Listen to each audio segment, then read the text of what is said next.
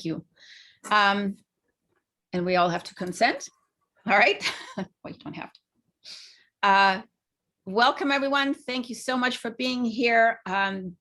We have 4 of our alumni who have agreed to present here today about their experiences teaching in the Los Angeles area.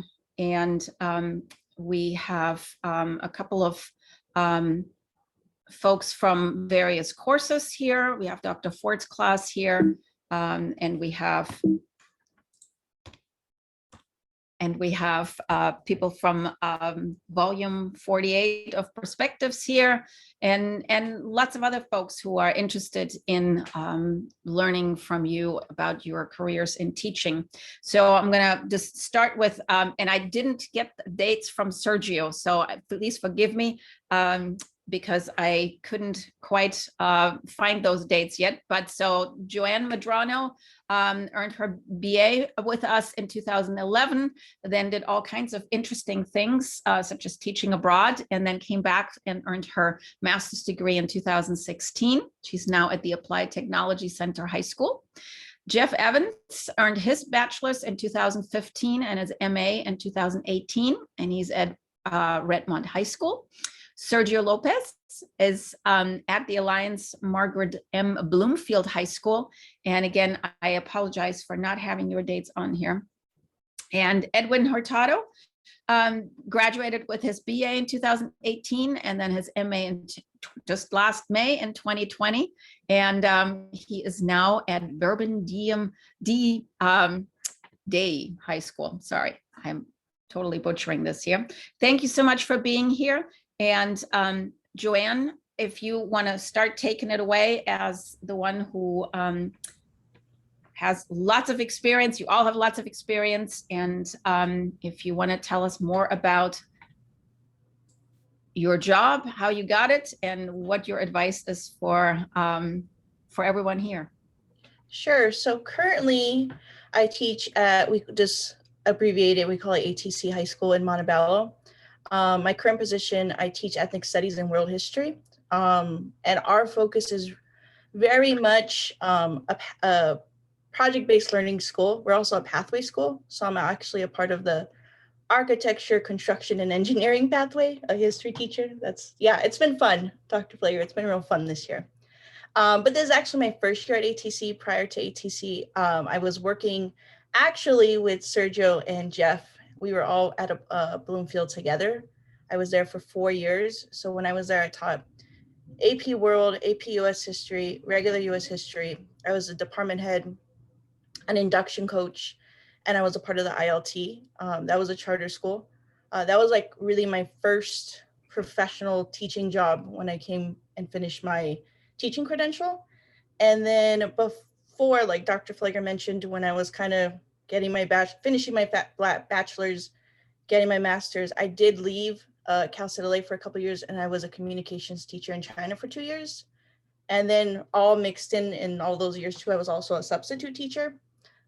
In terms of the very different experiences I've had, I've kind of been really fortunate. I've done it all at this point. I've had a district school, worked at a charter, worked abroad. I've done the substitute things. So I've kind of just gotten to see everything.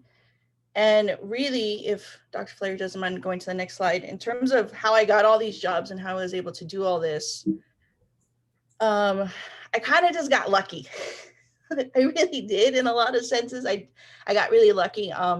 In terms of hiring though, and the hiring process, and my advice to all of you, the biggest thing would be to make connections now. If you're in your undergrad, if you're getting a master's, so much of what I was able to accomplish, I accomplished because of the people I met at Cal State LA, the professors I met, the different students I met. So realistically, big part of the hiring process is just making those connections. When I was at Bloomfield and I was part of the hiring committee, I would reach back out to Dr. Flager and Dr. Chatterjee and ask them, and Jeff would ask too for us, and ask, who do you have who just graduated, because we need a new teacher. So really making those connections with your professors, because there's a lot of people like me now who are Cal State LA alum who just want to help other Cal State alum, find jobs. And so making those connections made a big deal.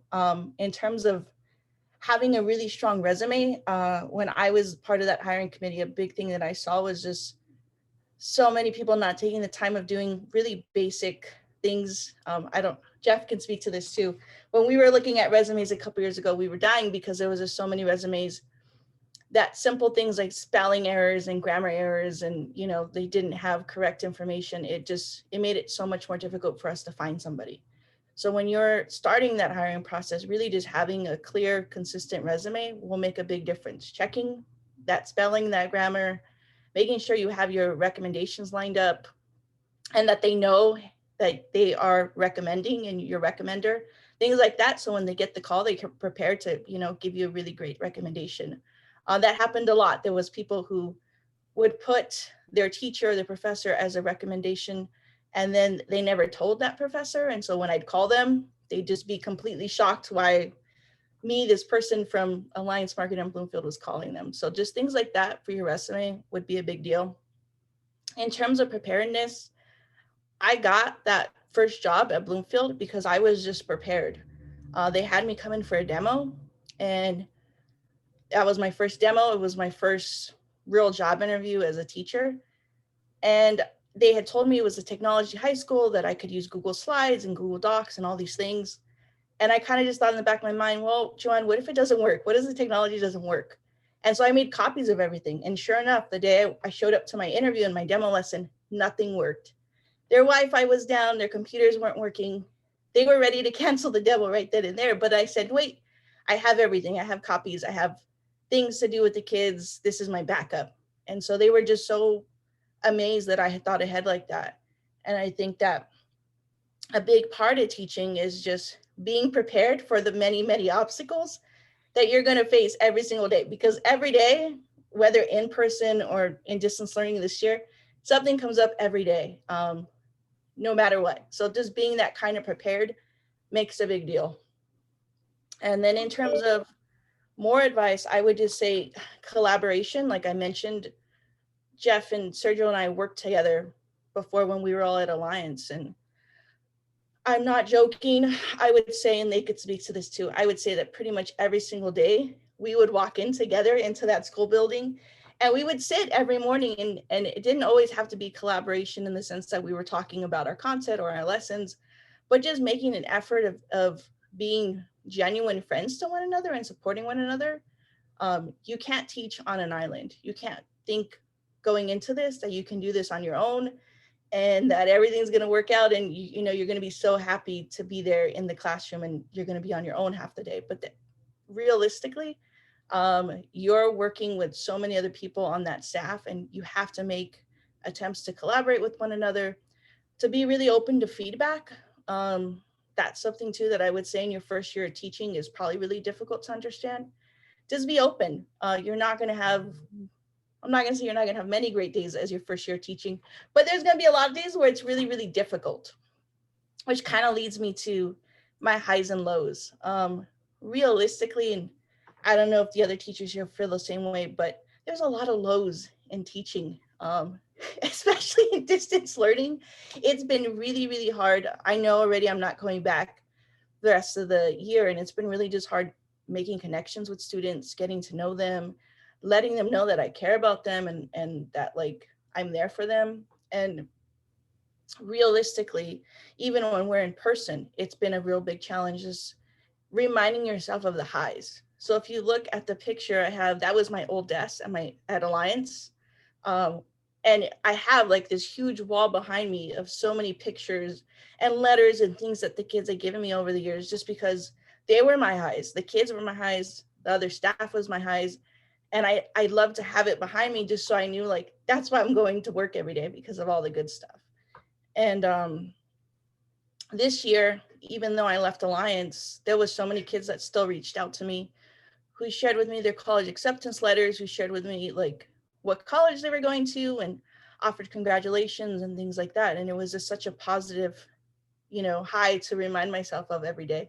Even though I was at a new school, meeting new students, having, building up relationships with new staff members, it was always nice to know that these kids didn't forget me. I didn't forget them. they were making an effort to reach out to me, and it was just such a great high. And so my biggest advice is hold on to your highs, because the lows can be really low sometimes and really stressful. When I was an AP teacher, and Jeff and Sergio can remember last year, I was really stressed out. I was doing too many things, and it was a very stressful year last year.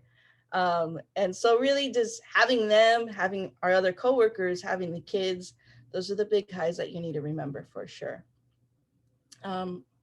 Last slide, Dr. Flager. And then in terms of best practice, I would say that the biggest thing I was able to get out of Alliance and just working in that charter school and that just quick pace of a charter was really being able to incorporate literacy into my classes. For pretty much the entire 4 years, that was really the push we had at that school, incorporating literacy. And that was like my biggest growth and something that I brought to my new job. And just, they've been so amazed about the things that I can do with my social science classes because of the skills I was able to learn at Alliance. So things like having reading templates, supporting closed reading for students and text up any questions, really building in comprehension as we're going along is a big thing that I do in my class.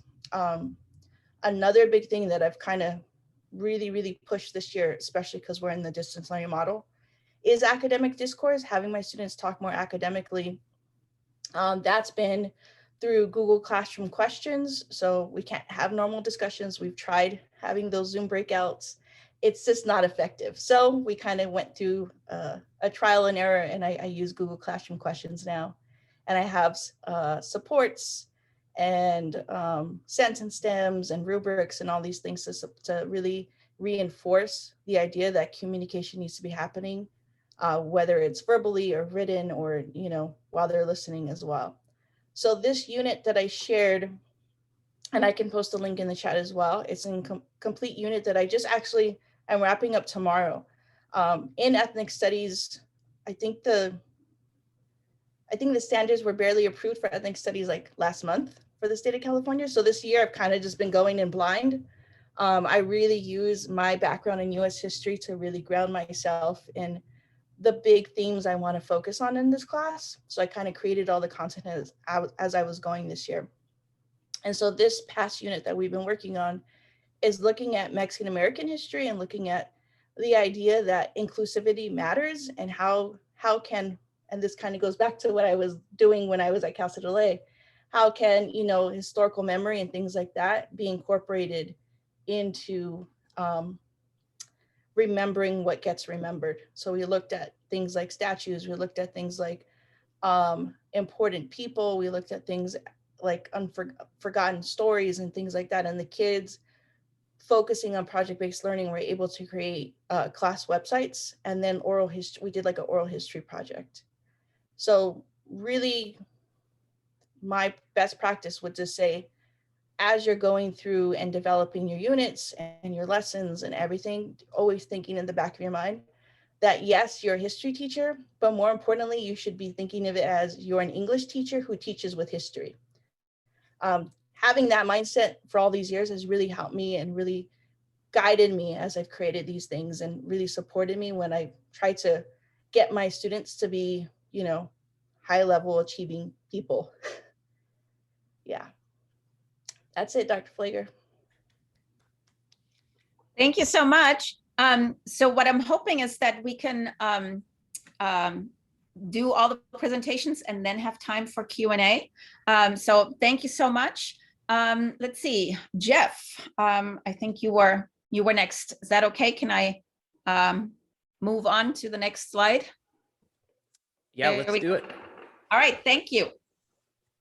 Okay, tough act to follow, Joanne. And I apologize, it's a bit echoey in my room when I'm all in here by myself. It's a late night for a teacher, but I do extracurricular stuff too, so I've been staying after with the kids. So I do just first want to say that about 6 years ago, when I was doing my undergrad, Dr. Chatterjee was putting together like a teacher's panel like this, and tasked me with communicating with the teachers and having them fill out any necessary paperwork and sending them links and all of that stuff. And now I am a teacher on a teachers panel at Cal State LA. So it feels good to have that come all the way around. So I teach at Redmond High School right now, which is in the Seattle area. As Joanne mentioned, I taught with them for a few years down at Bloomfield High School down in Huntington Park. But I just moved back up here and have been teaching here since this fall. So currently I teach US history and I teach civics, which civics is for seniors up here. It's the equivalent of government. Past experience, I was also a sociology teacher, National Honor Society advisor, a cross-country coach, and I know that there's the stigma of the history teacher / coach, but I would argue that cross-country and running is the thinking person's sport for deep thinkers, so I'm looking to break that stigma. I was also a substitute teacher, and I put K through 12 there only because I'm proud that I made a point to sub every single grade in my sub days, and was quickly revealed that I did not belong in elementary school. As my first kindergarten class, we played Duck, Duck, Goose, and 2 kids smashed into each other and double bloody noses, and I said, okay, I'm going to stick with the older kids. But my path started at Cal State LA, and everything I have now, to a large extent, is from Cal State LA. So whether that is my job, my friends, it all started here at Cal State LA. It led directly to, first of all, my subbing job, because Dr. Curran had someone come in that I really liked what he had to say. He was at Alhambra Unified, and got in touch with him, got my subbing job through there. I also student taught for him. I also got my first full-time job. As Joanne was saying, she would pull from the pool of Cal State LA alum, and I was one of those people. It actually happened at the PAT, or the Perspectives book launch, like 4 years ago. We saw each other there, and Dr. Chatterjee kind of played matchmaker of, oh, you need a teacher? Go see Jeff. And then I pulled in Sergio after that. I've reached back out to professors. So Joanne mentioned just connections, and it's so true. It's so true. And it worked for me. And like I say, my profession, my friends, my interests all come from Cal State LA. So I definitely have a lot of thanks for that. And it's just really good to see familiar faces, Dr. Flager, Dr. Ford, Edwin, Sergio, Joanne. So it just feels good to be back in the mode, I guess. So you'll see pictures here. The one on top is how it started, and the one on bottom is how it's going. So you see that it's been all digital, all remote, which everyone here is also in that same boat, whether you're a teacher or a student. Now, at the beginning of the meeting here, some of you weren't in, but I was telling Dr. Flager that now we're in a hybrid situation where I have about 50% of my kids in class, and then 50% of them still remote because they had the option to opt to stay remote.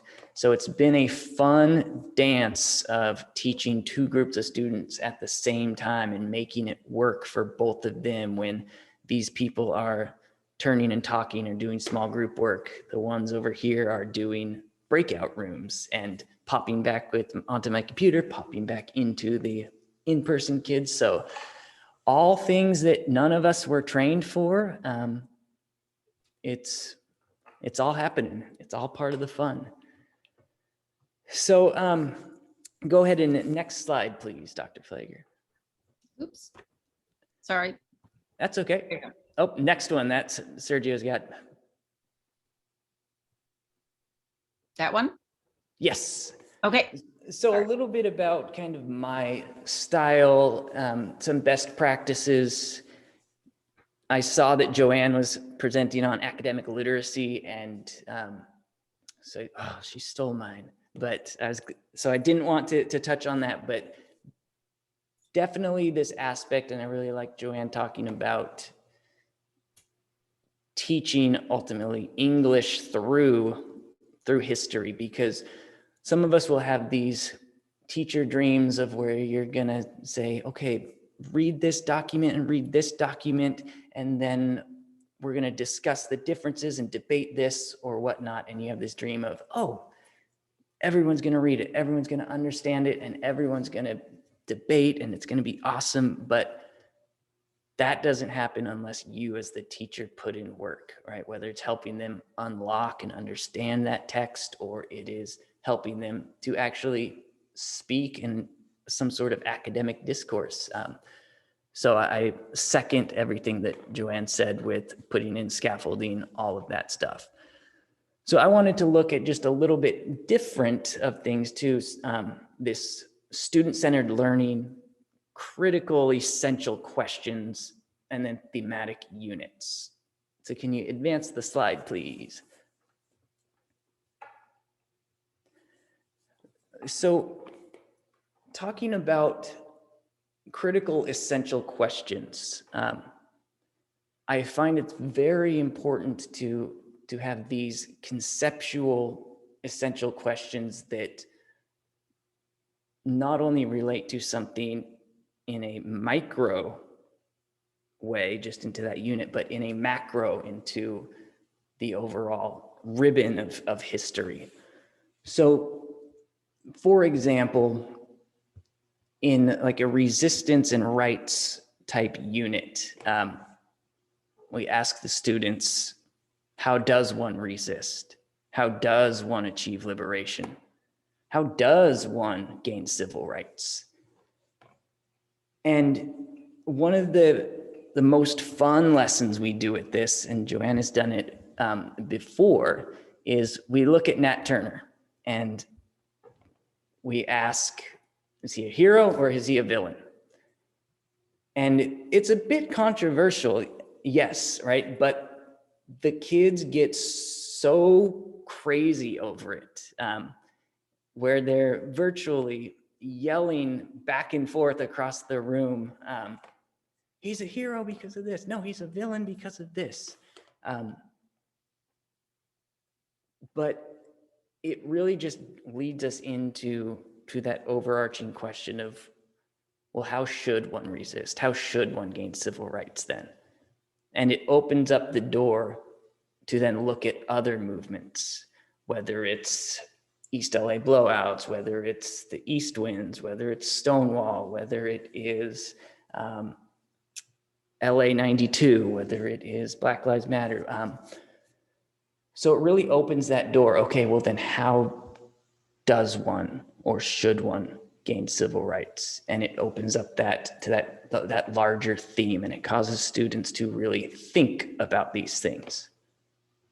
So instead of, like I say, asking these smaller questions that relate directly to just the specifics of what you're studying, asking these larger questions that they can take with them into today and throughout everything that you've been studying.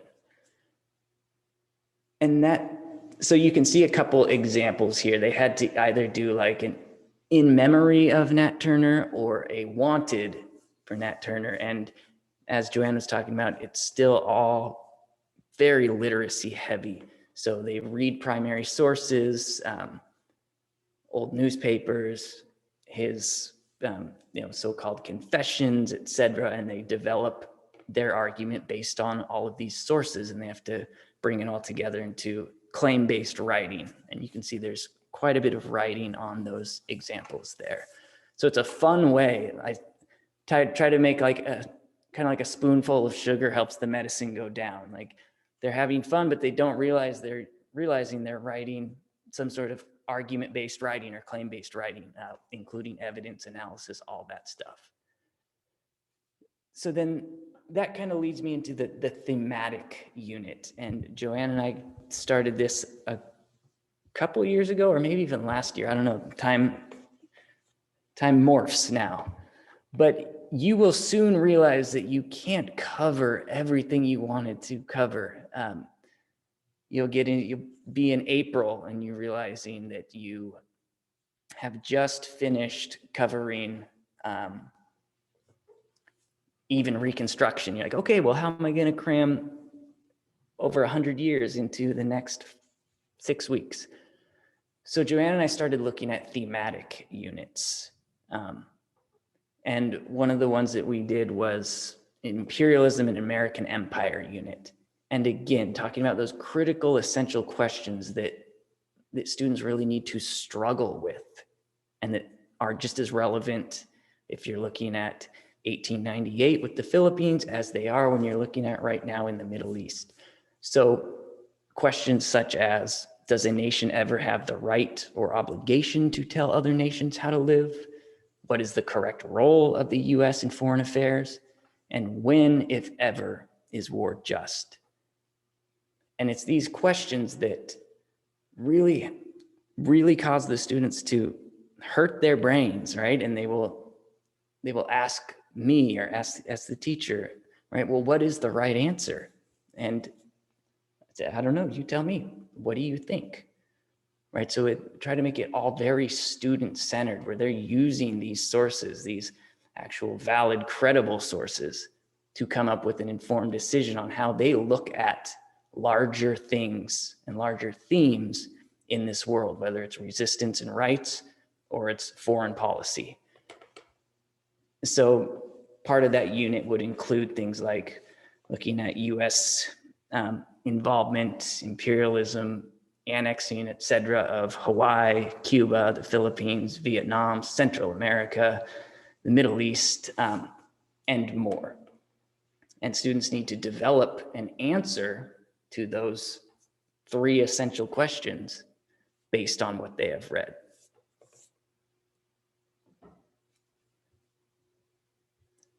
Did the screen share go away? Yep, it went away and I don't know why, because it just said it was paused. So let me try again. I was tired of me talking. No, I apologize. Oh, and I saw Dr. Sroll's here too. Yes. Oh my gosh. I managed to send her a message via, why is it saying, as a security precaution, session ends after 35 minutes of inactivity? Oh, what does that mean? Okay. That's very odd. A new update or something? I don't know. Let me find out. So keep talking. I'll get it back up. Oh, Okay, cool. Okay. So then as far as advice, my first piece of advice is get the experience, whatever it is. Sometimes you have what you think you want to do. Oh, I want to either be at a private school, or I want to be at a public school, or I want to be at a charter school, or I don't want to be at a charter school. And I was in the camp when I first came out of the graduate program and the teaching credential program that I didn't want to be in a charter school because I know they're very, very hard on their teachers and they burn teachers out, or you just those random things you hear that aren't necessarily true. But when this job came up, I took it. And it was that experience that then allowed me to kind of get the job that I really wanted, where I'm at a public school right now up in the Seattle area. Because I'm not going to lie, I crushed the interview only because of the experience that I had.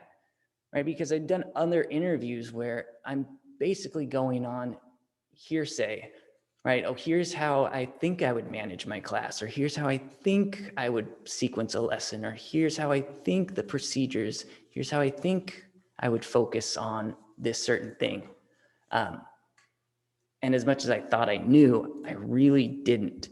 So my advice is to get the experience, right? If you get a job opportunity, take that job opportunity, because you will learn more in that first month of teaching, right, than any sort of book or methods class, any of that stuff, right? Those things are important, but when you get in front of the class and you jump in the deep end, the learning, like it's a crash course. So get that experience, and that can be a jumping off point to the job that you really dream of, right? If you want to be a career lifelong teacher. Go ahead and to the next slide, Dr. Flager, please. Is that it? Sorry. Yep, so there's a few, I kind of sequenced them, so go to one more, you can go all of them. There we go. So then also put in the work, and like Joanne said, put in the work in preparing the resume, the interview, but also once you get the job, because you will get the job. Cal State LA prepares you very well, and they have they have a reputation, right? The history department,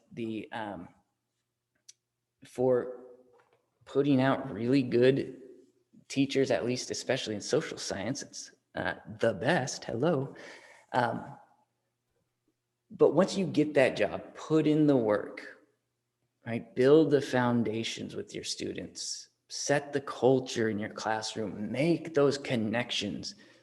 Because if you put in that work in the first 2-3 weeks, right, where you are not even opening a book yet for the first 2 weeks, if you put in that work, that is going to pay dividends for years and years, not just the rest of that year, but for years. Set high expectations for your students, whether that's in academic skills, whether that is in the way they conduct themselves, whether that is in the way that they talk to each other, right? Set high expectations, because they will rise to those or lower to those. There's many examples of teachers in the same school being like, oh, this student's failing my class and he's never listens and this and that. And then another teacher being like, oh, well, they actually have an A in my class and they're amazing. And it's just because those expectations and that foundation that teacher set or didn't set, right? So set high expectations. And then planning, right? I say, and I feel like one of the professors here said it before, but give your future self a gift, right? So when you're planning lessons, units, all of this, really plan it well, really set yourself up so that when it comes back around next year, right, you already have a great plan that you're going to just make better then. Obviously, you don't want to teach that same lesson the exact same way you taught it your first year, because that was your first year, but really set yourself up for success in the future. The highs are going to be higher than you think they are, and the lows are going to be lower than you thought they could ever be, as Joanne said. Those highs, right, where your students get into college, where they email you 2 years later and they tell you that they are majoring in sociology because of you, or they went to this, they're active in this because of you, or you're just in the classroom and students get it, and you're standing back and it's a Socratic seminar and it's running by itself and you're like, oh. But then the lows are lower than you could ever think, whether it's a lesson just crashing and burning because the internet goes down, or it just didn't go as planned, or just this weekend we had at my school now a freshman pass away of cancer. So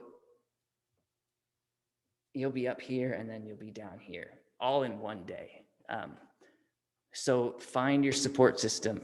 As Joanne said, you need the support system, whether it's to share those highs or whether it's to commiserate, because no one can understand teaching except for teachers. So it's tough to go home and complain to a partner or a brother or a sister or a sibling, because they just don't quite get exactly what you go through. And that's pretty much it. I had some other pictures, but like I say, just get involved. You can see me with students out in front of our door after a door decorating contest. You can see my support system there with Joanne and Sergio, with other students, and just get involved. It's a lot of fun. That's what hopefully these pictures are showing. So do it, do it, do it. Sorry. Thank you. Wow. Awesome. I love the one with you in the, is that the Superman outfit? Yes, that was at the beginning. Yeah. Yep. That's pretty awesome. Thank you so much. We're gonna hold questions and comments until the end. Sergio, thank you so much. And will you please remind me when you graduated? Yeah, so I graduated, I believe in 2017. Like Jeff said, time has morphed. But then I graduated from the credential program, or I completed the credential program in 2019. And my presentation is a bit brief here, but I do have, I'll make up for it with an interesting story, because I finished the credential program in 2019, and I tried really hard after my student teaching, which I did at Bell Gardens High School, to try to find a job. I couldn't do it all summer. It was very stressful. And then I decided to pull the trigger on applying for work as an English teacher or communications teacher in China. And this was before we were all really aware of how bad the COVID pandemic was. So I was actually working on getting my visa information, workers visa and all that, to get to work in China. And talking about, kind of echoing what Joanna and Jeff said about connections and about developing relationships. One of the teachers from the credential program, her name is Dr. Joseph, she actually asked a few of us, me and some other students from her class, to come back and speak to a new set of students that were just going into student teaching. And I volunteered for that. And when I got there, it turned out that I was the only person that didn't have a teaching job. I was barely getting ready to go teach in China. And that was really crushing. But before I left, Dr. Joseph said, you know what, don't worry about it. We're going to find you a job. And I thought, yeah, okay, whatever, sure. And she looked through her email and found Jeff's email. Hey, we need a teacher. She connected Jeff and I, and then I met with Joanne. We had an interview, and then I didn't have to go to China anymore. The interesting thing is that I got a job, but it was late in the fall semester. So I started working in, I think, October of 2019. I was finding my footing, talking about relationships. Again, Joanne and Jeff really carried me through all of those months. And then I felt a little bit more comfortable. And then we all had to leave in March because we had to start doing distance learning, and I haven't been back teaching in person since. So it's been pretty interesting, kind of a wild ride. I've been kind of flying by the seat of my pants, hence why my presentation here is very brief. I'm looking at what Jeff and Joanne have done, and I'm thinking, what the heck am I doing here? But I can at least offer that kind of newbie perspective. But basically, a lot of what Jeff and Joanne said is absolutely true. What Jeff was saying about learning at school, if I'm going to give you guys advice, is definitely do the best that you can to you give yourself as many opportunities to learn in person, sub every grade level. When you start teaching, really throw yourself into it, because if you put yourself in a sink or swim situation, you're gonna find a way to swim. And that's really where I was able to actually put a lot of what I learned from the history department at Cal State LA and the credential program at Cal State LA as well into practice. And watching it work in person was really what cemented that, what I was learning in school. So definitely throw yourself into it. But anyway, I'm getting a little bit unorganized here. So yes, I'm a world history teacher right now. I teach AP World History as well. I did do economics and psychology. Very briefly, I did economics for one semester, as well as world history at Bell Gardens High School when I did my student teaching. And like Joanne and Jeff said as well, I didn't know how much literacy we would have to do as history teachers, but it does seem like that's the trend. That's what a lot of schools are looking for now, is they're looking for everyone to teach literacy. Even math and science teachers have to find a way to teach literacy. So as Joanne said, we definitely do. We use the study of history as an opportunity to practice literacy, reading, writing skills, but also speaking skills and critical thinking skills. And for me personally, I found that speaking skills have been very important, especially because so many of my students their first language was not English. So if you decide you do want to teach in Los Angeles, that's something that you're going to have to prepare for as well. But at the same time, it gives students plenty of opportunity to exhibit and practice skills in different arenas, I guess, in writing, listening, speaking, not just, reading from a textbook and then responding to reading questions. I do have some sample slides and sample handouts from a lesson that I did this week. When you guys have the Ms. Flager or Dr. Flager, do you have? I think you're muted, sorry. That too. I was going to try to open those links, but I can't do that while I'm sharing the screen. So give me a second, and I'll try to. Sure. It's real bare bones stuff. I kind of don't even want you to share after Joanne and Jeff shared that stuff. Okay, nope, it's not letting me do that. I think I can share my screen. Perfect. Yes, please do. So one thing we've been trying to do a lot more of is focus on skill development. So giving students the opportunity to read a map or annotate a source. So one thing that we don't do as often, or I don't do as much anymore, especially because Joanne and Jeff really showed me how to not do it, is talk too much in a class. I found that if you lecture a lot, especially for high school students, especially if they're 10th grade high school students, it's going to be very difficult for them to remain focused. So with that being said, let me share what I have. But this is like a sample of one of the lessons that I gave this week. We just started talking about World War I. So it's pretty bare bones, pretty straightforward. And one of the things that Joanne and Jeff both taught me was how important it is to incorporate visuals into your slides. As history teachers, I don't think we can get around lecturing. That's something that we're probably going to have to do. But I'm always considerate of the fact that I have a lot of Spanish speakers, so I do my best to incorporate visuals and translate when I can. But at the same time, I don't want to spoon feed my Spanish speaking students too much. I want them to kind of, get the opportunity to also read in English and reply in English. So we use an application called Pear Deck, where they'll be able to look at a question like this and then respond to it. And for my Spanish speakers, I would encourage them to respond in English, but this is also a really good tool to get students kind of involved in the presentation, as opposed to you just talking about it the whole time. And then, as you see, most of my notes are really brief. I try to give them the gist of specific parts of whatever event in history we're talking about. And then their job is to learn more about it in more detail in the classwork/homework assignment. But again, I want to emphasize how important giving visuals is, especially for students that don't speak English as well as others. So a lot of these notes aren't even really notes. They're more kind of visuals. And I'll talk to them about what's going on in the visuals, but I also have it in writing. And then for homework, again, we try to focus on skills. So one of the things, this is I jacked this from Jeff and Joanne, but this annotation key, annotation guide, this is something that we go through at the beginning of class so they know what they have to do. It's always there. We have key terms. So if you look on my slides, all the words that are in red are considered key terms, so that students know that I want them to remember these words so that they can better understand the reading assignment, which is also very brief. So then here they would annotate. And if you look at the annotation key. It's asking, to define words in bold. So I'll go through and find words that I think they would need to understand or they might not understand immediately, and they would define it here. And then each paragraph or section, they would paraphrase.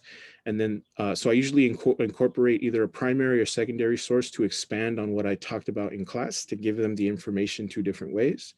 And then I give them the opportunity to practice a skill. So in this case, they were practicing reading a map.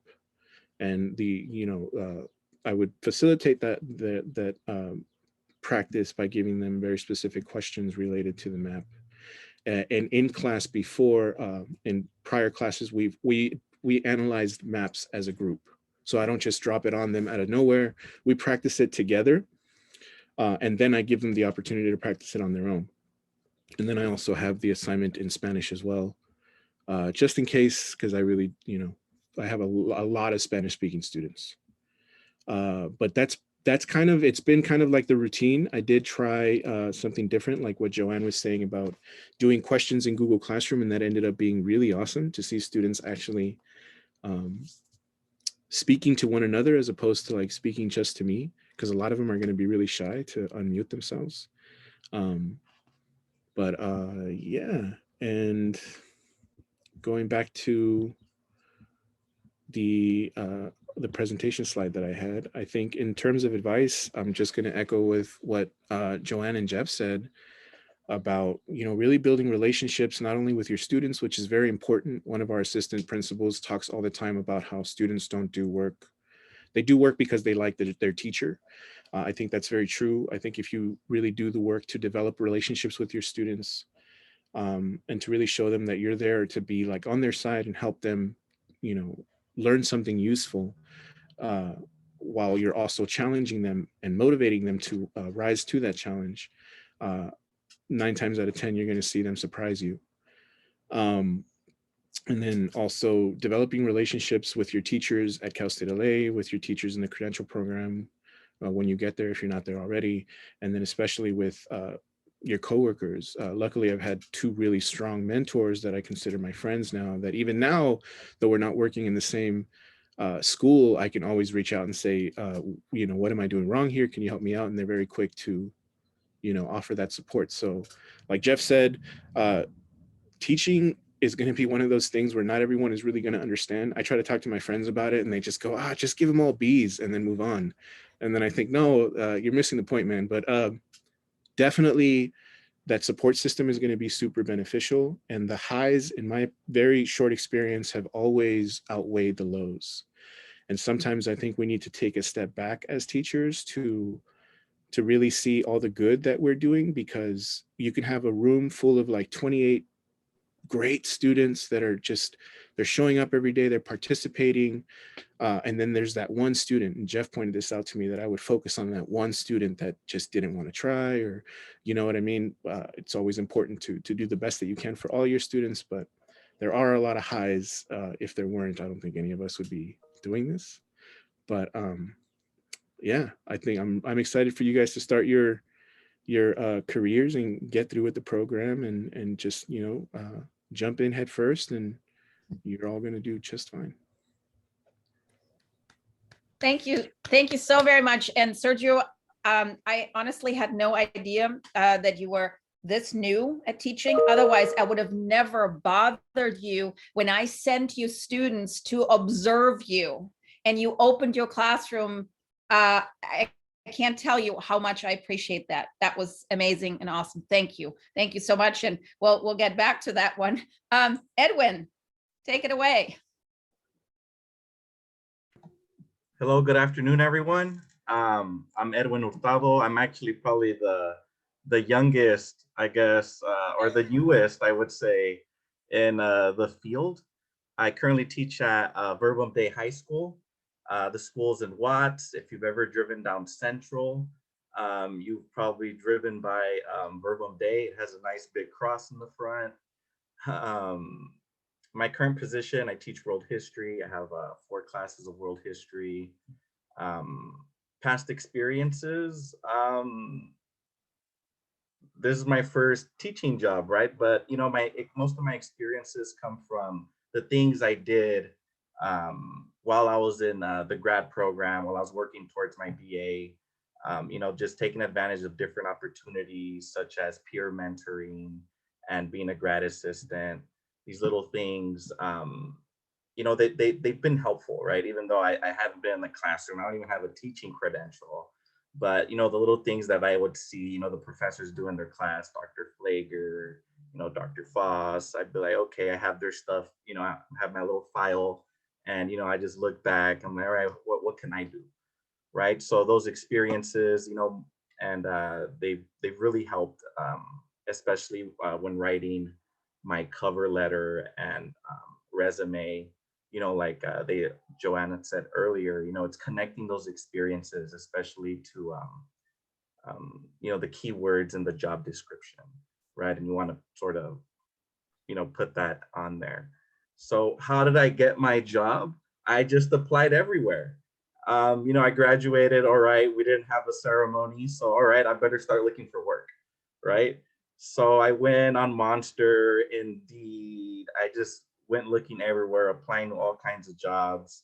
And another good thing is, check out district websites, see their job listings. And in my case, went to the website, the Archdiocese of LA, and they have, all kinds of positions for all the schools in their Archdiocese.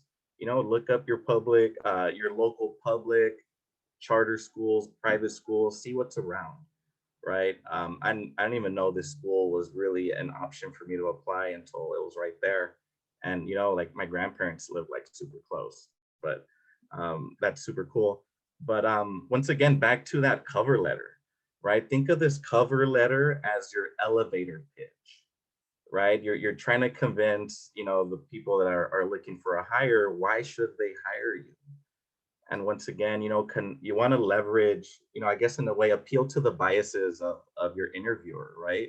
And you could kind of assume their biases by, the language that's used in, the job listing, right? If they talk about, need to manage, diverse, student body, talk about how your experiences apply in that kind of situation, right? So, just once again, make those connections, right? As historians, we've sort of, that's our thing, right? Making these connections between sources. So that's one way we could apply that, also when looking for a job.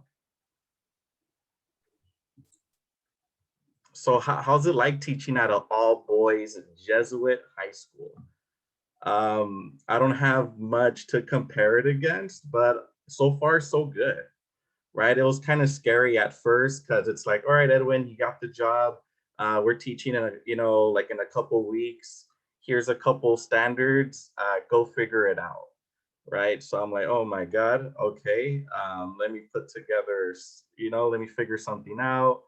And it's been really helpful because I have a teaching coach that comes to my class, and we debrief on what I'm doing. They provide advice. They look over lesson plans.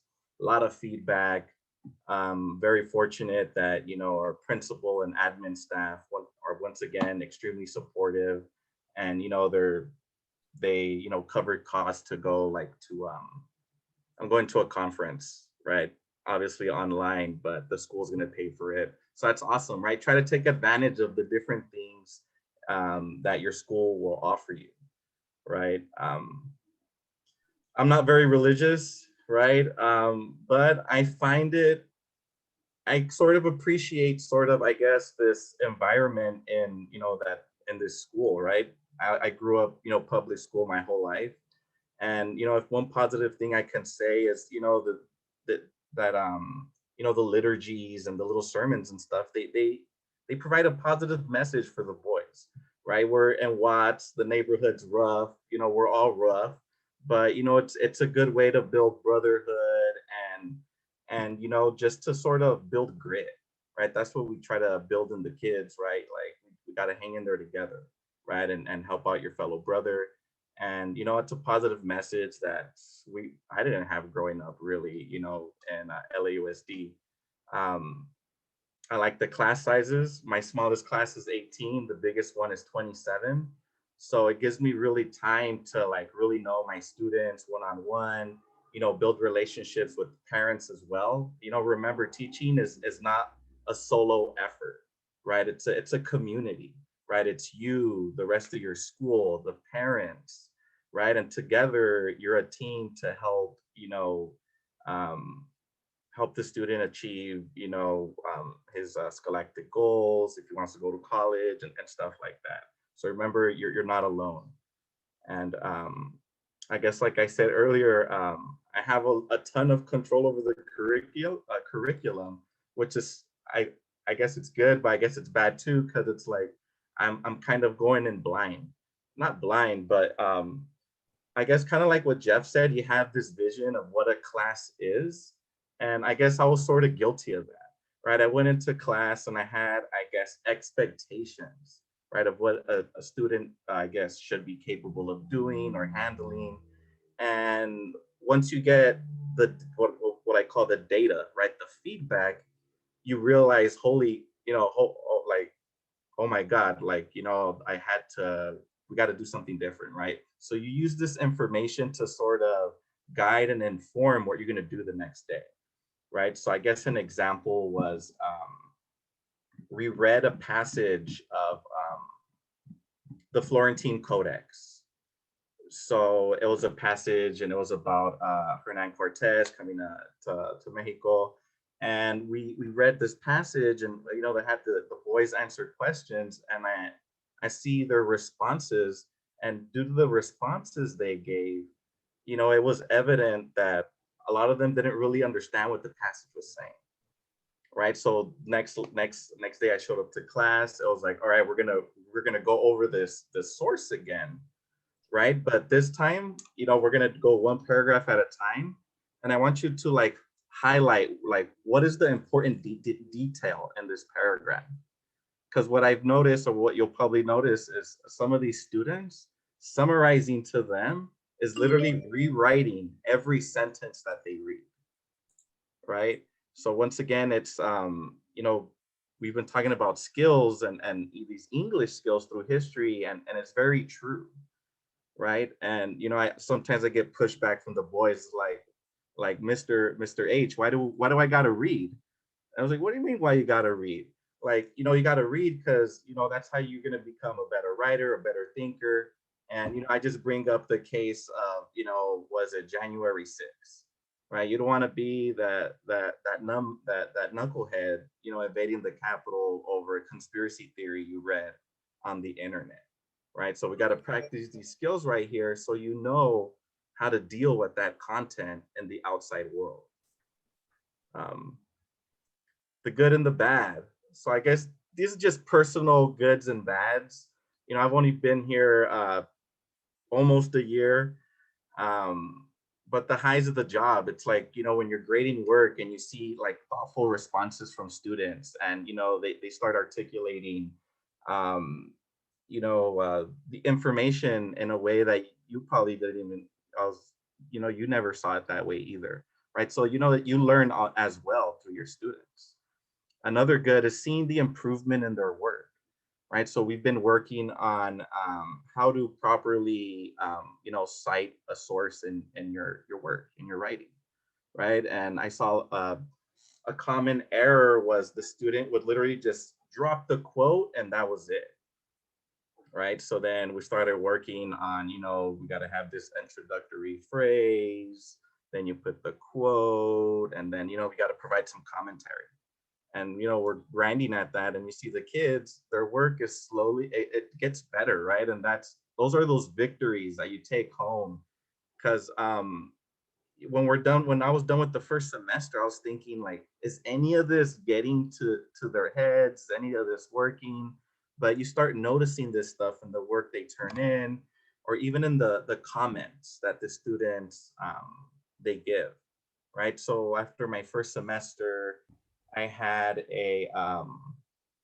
I did an anonymous sort of end of the semester survey. You know, a couple questions like, oh, like what activities you felt helped you the most. But the question I guess my question for me was like, how has your has your perspective about history changed, you know, so far in this class? You'll get the comments, some comments like, oh no, history's so boring. But then you get these other comments, they're like, oh my God, like I don't like history, but now I think I like it. Or, you know, now I'm thinking history is more important. And, you know, you get these little comments and it's like, you know, once again, those are those good, you know, those highs, right? And once again, interacting with students is very another high.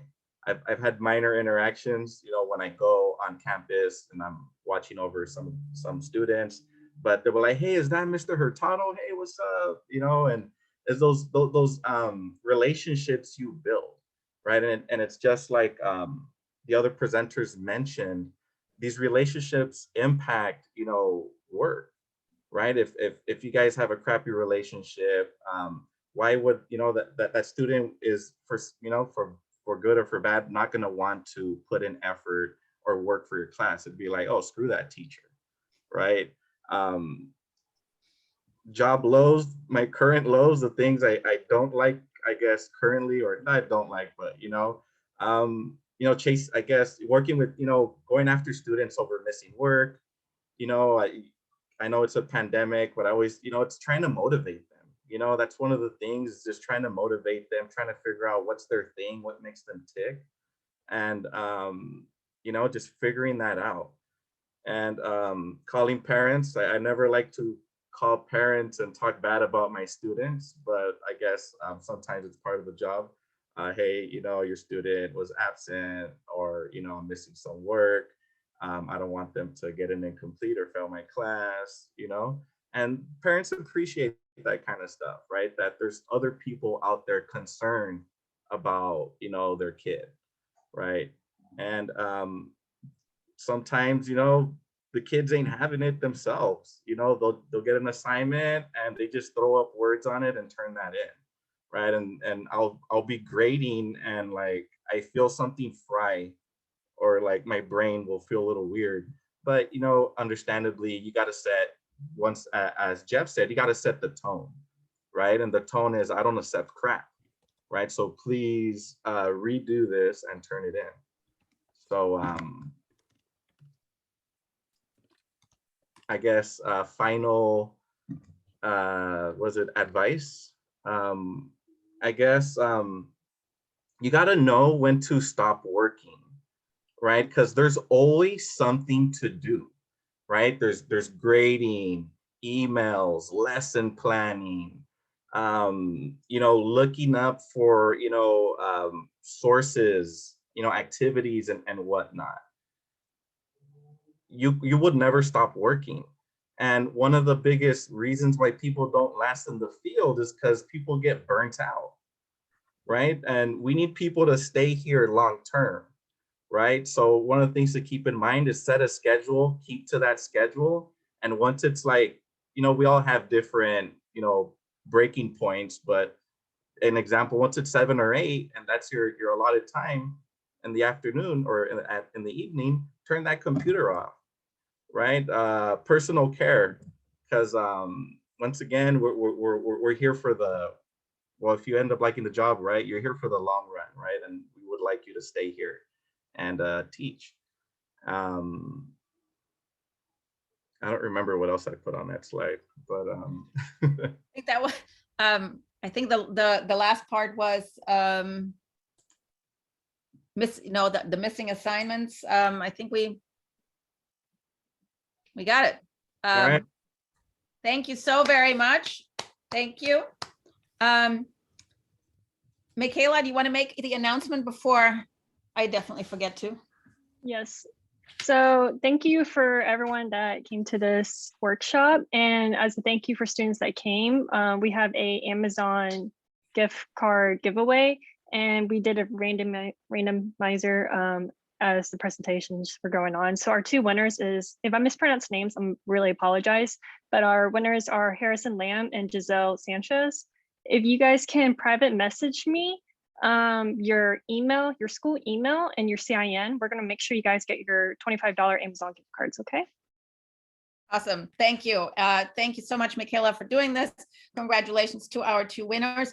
And of course, thank you to our presenters. And I don't want to, I'm just going to be quiet and give everyone a chance to either post a question in chat or just unmute yourself and speak.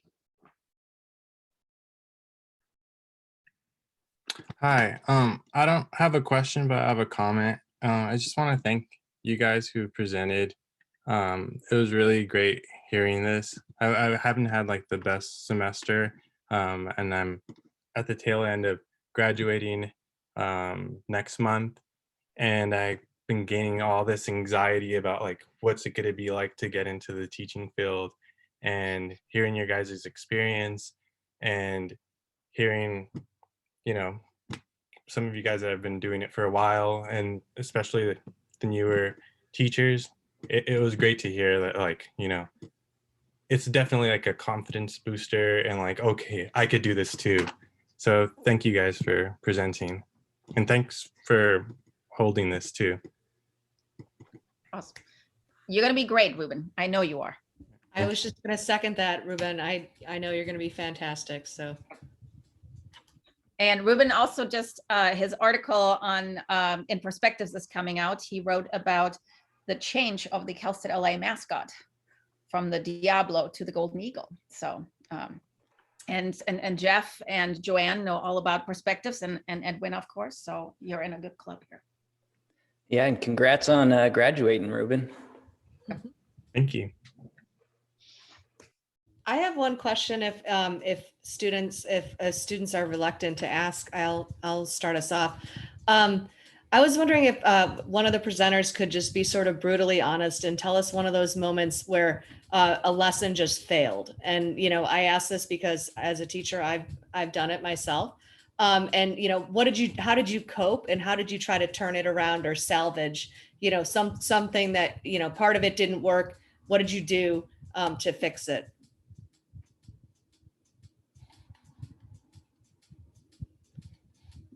And part of the reason I asked this question is so that everyone knows that things don't always go right, but that doesn't mean that they go horribly wrong, right? Yeah, I can speak to that. I was just looking, I have my drive of all my years of my lessons because I like to go back and take things. And I was looking today at some reconstruction work before you and Jeff and I used to co-plan together when we were teaching together. And it was before Jeff and I started working together. And I just thought, like, Joanne, what the heck were you thinking with this lesson? This doesn't make sense. I'm sure the kids didn't understand this. These questions are so confusing. None of the links are working. Like, what was I doing with this? So I know that it's realistically, as you progress in the teaching profession, like, you're gonna get better, whether you realize it or not. Like the unit that I have as a sample for you guys, that's after many, many years of just perfecting different things and incorporating things. If Jeff looks at the unit, he'll see certain things that we made together, things that I've made on my own that, you know, I've made better over the years. So speaking to just the idea that the first couple years are going to be tough, and I would say that 9 times out of 10, the kids like don't realize you're making the mistakes. And also, like, even when you do make a mistake, because I made a mistake last week with one of my world history classes, they're just so like, don't worry, miss, it's okay. It's okay. Let's, like, it's a redo. We'll do it again tomorrow. So more than likely, your kids are going to be more, you're going to be harder on yourself than the kids are ever going to be hard on you. And even the administration, they always understand that you're still learning, you're still growing. It's always, you have to take a step back. I think, like Sergio was saying, take a step back and kind of just remind yourself that you're doing the best you can. Thank you. Thank you so much. Yeah, it sounds like everyone's saying all about relationships. Mm-hmm. Yeah, and to go off of Joanne as well, you know, you are teaching them history, but you're also just teaching them life, right? So to show them how you react to a lesson just completely crashing and burning. So for example, everything was supposed to be internet based. They were going to follow hyperlinks. You were going to, you know, show a quick clip of whatever, and it was all internet based, and the entire school internet went down. The students are always watching you, and the lesson that you can teach them in that moment is, hey, none of this went as planned. How am I going to react? Am I going to like get mad? Am I going to blame the school? Am I just going to stop everything and say, all right, kids, looks like we're not doing anything today. Everything's screwed up. Or are you going to pivot and not even necessarily try to hide it? Be like, hey guys, nothing I planned is going to work, but you know what we're going to do? We're going to make the best out of it. Here's what we're going to do. I want this, you guys doing this, you guys doing this. Let's have a little fun with it today. So just the lesson in general, how do you as an adult and how someone who they're looking up to is modeling behavior, how do you react to something not going right? Because they may not always have that adult in their life that reacts in maybe a way that you should. So just kind of teaching them that, I think, is important as well. Yeah, and if I may just piggyback on what Joanne and Jeff were saying, I'm thinking of you, Ruben, because I still get like knots in my stomach, man, before I have to give a class. And like Joanne and I both graduated from the same high school at the same year, but she has so many more years of experience because I held back. I thought I'm not ready because I was so worried about messing up. And I'm at that point where I feel like all of my lessons they're just terrible. And I can't help but feel like I need to do this better. I need to do that better, especially for like AP World History, because I just took it on, I think like in October. But for me, there's really no better way to learn than to make those mistakes. So you're kind of doing yourself a disservice by trying to avoid making mistakes. I think what Jeff was saying is 100% true. You model how to handle making a mistake for your students, but don't let yourself don't remove that opportunity to learn from that mistake from you. That's why I'm saying you got to just jump into it. And when you do put yourself in a sink or swim situation, you're going to swim. So, yeah. A small comment, just take solace that whatever you teach the kids, it's pretty new, right? So even if you weren't able to hit 180, even 75% of what you wanted to do, what you were able to hit at the moment was something relatively new and something to add to their historical education, working on the skills and all that. So even if it's not 100%, there's still growth happening, and just take comfort in that. And like we said, after the class, go back to the drawing board and figure out how to do it better, right? And that's just I hopefully reach I'll reach at the level of Joanne and Jeff. Thank you. We have Adrian. Hi, Adrian. Good to see you. We have Adrian asking the question of what is the biggest or most important difference with working with middle or high school age children? He's not quite sure yet at what level he wants to teach. Can any of you speak to that difference between middle school and high school? Well, I did my student teaching in middle school and it went okay. It's just, it's different. It's very, very different. When I got my job at Alliance, I was the junior history teacher and I loved it. And I would tell my principal every year, don't move me. Like, don't make me the seniors, don't make me the freshmen. I want to stay with the juniors. And when I left Bloomfield this year and I ended up in Montebello, I got freshmen. And it was something, I had talked to Jeff and Sergio about this. It was something that I was dreading. I just had it in my mind that freshmen are immature and they're difficult to work with. And like them, like I've always set high expectations. I was the AP teacher. I was all these things. The kids, I had built up a reputation. So the kids kind of knew me by the time they were juniors. When I left all of that and I had to start from scratch, it's kind of been a crazy year. I've never even met the staff at my new school. I've never met staff. I've never met students. I've just been completely virtual this entire year. So when I started out, it did take some time, but what I've learned is that I kind of love freshmen and I kind of love that, that middle school age, because to me, ninth graders are still kind of middle school age. I've kind of loved their perspectives and they're more willing to participate and they're more willing to share. And they're not as sensitive to the teenage drama yet. So it's been kind of fun this year, getting a completely new experience. And I just had to talk to my principal about my role next year. And I kind of said, keep me where I'm at. I don't know if I want to go back to the high paced, reality of juniors, because juniors and seniors, it's all about college and it's SATs and it's all these things. So, I mean, speaking to your question, I would say give yourself an opportunity to just go with the flow and see what comes of it, because you're going to be happy wherever you're at. And the good thing too, Adrian, is that with middle and high school, if you have a single subject credential, in most cases you can teach both. So you don't need to decide, where you need a multiple subject credential to teach elementary. And if you have your single subject, it's no go. So if you are weighing those options, try them both out, either subbing or even when you get into the profession. So I think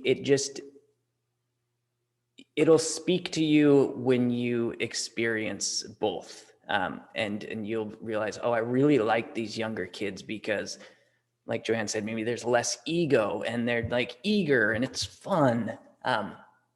Or maybe with the older kids, you're like, I really like the complex conversations that we can have and like the critical and intense topics that we can discuss in an academic way that you wouldn't maybe be able to get to with those middle school kids. But try each out and something will speak to you. And like I say, with that single subject credential, luckily you can do both. So you're not painting yourself into a corner. Thank you both. Thank you. Thank you. I would just like to jump in for a minute and say, I can't tell you how gratifying this has been for me to see former students and to see just what fantastic teachers you are and how, and how much the, I guess the relationships with Cal State matter. And I think, sometimes even though I think about that when I'm in the classroom all the time, when you all leave, sometimes I don't know that it's still making a difference in your life. And so I think to everybody, students and teachers in this forum, relationships, right? And so thank you, everybody who came to present. And it really was so gratifying for me to see that, that what we do at Cal State makes a difference, just like everything that these teachers are doing makes a difference in all of their students' lives. So really inspirational for me. And I hope that it was for all of the attendees. And I'm really, really grateful. Thank you so much. Thank you. Sorry, I had a question also. I noticed that many of you did sub work before you did teaching the job, and that's what I'm also doing right now, but summertime is coming. And I'm just kind of wondering what you guys did over the summer, or if you have any like job recommendations that I can maybe look into. And then also if you have any more like advice over the interview process to when you're applying to teaching positions, because I have like a lot of anxiety around that. Like if there's any like documents that you had ready, like test scores or anything like that, how many lessons do they tell you which, sample lesson you have to do, or do you get to pick from your own like, stash of lessons? So, yeah. Well, in terms of jobs over the summer, I don't work over the summer. That's like my one time over the year where I purposely will tell whoever my boss is, I don't want summer school. I don't want to do anything. But then I always end up doing something anyways. So I don't know if I can help you with this summer job hunt. But in terms of just interviewing, something that I've talked to before with the people who interviewed me for the Bloomfield job and even for my current position is they kind of said that my demeanor was one where like, it didn't seem like I cared if I wanted the job or not. I tried to be as calm as I could. I tried to like just go into it with the best, positive attitude as I could be. And they, at least when I was doing the hiring, like for Jeff and for Sergio and the other people I hired, I did always give them the choice of bringing in whatever lesson they wanted. I would let them know if I was allowed to let them know, because that's kind of always iffy, to let them know what the position was for. So like for Jeff, at that point, I don't think we knew what his position was for. So we kind of just said, social science, any kind of lesson you want to bring in, be prepared with these things. Most schools will let you know those things ahead of time and kind of just give you, they want you to succeed. Believe me, they want you to have the job because they don't want to keep looking for people. So realistically, Sergio's laughing, but it's true. Like I called Sergio and I said, look, this is what we're looking for. This is the kind of lesson you should be doing. Be prepared and be ready because I don't want to keep looking for somebody for this job. And realistically, I think that because of this pandemic, because of distance learning this year, there's going to be a lot of people who are retiring who no longer want to be in the teaching profession. And there's going to be a lot of more open positions in the next year or two. Thank you for that encouragement. We have to wrap it up because we have these other classes that are about to start. Thank you again so very much. Thank you everyone for being here. I am posting your Google Slides with your permission on Canvas and also on the Phi Alpha Theta site, as well as eventually Perspectives. So that you can go back to that, and you may be getting more emails than you can handle. But I think we can. Thank you for being this incredible resource, and thank you, Sergio, for posting your email here as well. Really appreciate it. This is so important for us, as Dr. Ford already said, to hear. When things worked at Cal State LA, and you're always welcome to say, what else can we do to prepare teachers? Okay, maybe that's another message you eventually can send to us to let us know what we can do to help everyone here to succeed in their careers as teachers. So thank you again. Thank you very much. And wonderful to see you all. Yeah. And we have another career workshop next Saturday, May 8th at 10:30 a.m. And we're going to have 4 more alumni who are working in what we call public history, ACLU, Sotheby's, archives, and the Los Angeles Public Library. So hope to see you then. Jeff and Joanne and Edwin and Sergio, if you're interested, please join us or tell your students about it. Yeah. Awesome. Thank you so very much. Have a good evening. Thank you, everyone. Thanks, everyone. All right. Bye. Thank you. Bye. Hey, Dr. Stroll. Thank you, Carol, for being here.